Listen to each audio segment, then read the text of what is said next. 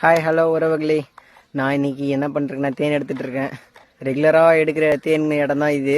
தேன் இருக்கா என்னன்னு தெரியல, பார்ப்போம் எவ்வளோ தேன் இருக்குது என்னன்னு தெரியல. ஏன்னா இப்போ வர வெயிலெல்லாம் காய்ச்சல்னால செடி கொடி எதுவும் பூ வைக்கல. ஸோ அதனால் தேன் இருக்கா என்னன்னு தெரியல, பார்ப்போம் வாங்க. இந்த கல்லுக்கு சந்தில் தான் பார்க்கணும். இது ரெகுலராக எப்பயுமே இந்த இடத்துல தேன் இருக்கும். தேன் இருக்கானா சுத்தமாக தேன் இல்லை, வெறும் இடம் மட்டும்தான் இருக்குது. ஸோ இது எடுத்தாலும் பையன் இல்லை, வெறும் ஏடை மட்டும் இல்லை, பூச்செல்லாம் அந்தாண்ட முடுக்கி விட்டுட்டேன். இது ஏடை மட்டும் தெரியுதா, இருங்க அப்படியே நான் எடுக்கிறேன். இதோ தேன் இல்லை, வெறும் பூமானம் மட்டும்தான் இருக்குது.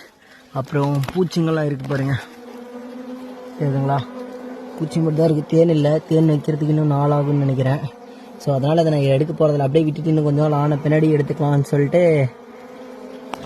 கிளம்புறேன் உறவுகளே. தேன் கிடைக்கிறது இந்த காலத்தில் ரொம்ப கஷ்டம். ஏன்னா வெயில் காலம் கோடை காலன்றதுனால தேன் இல்லை. ஸோ இங்கே பாருங்கள், இதிலே இல்லை, பூமானம் மட்டும் தான் கொஞ்சம் தான் இருக்குது. ஸோ அதனால் நான் எடுக்கல, ஒரு ஏடை மட்டும் எடுத்தேன். அதுக்கப்புறம் விட்டுட்டு கிளம்பலான்னு சொல்லிட்டு கிளம்புறேன்.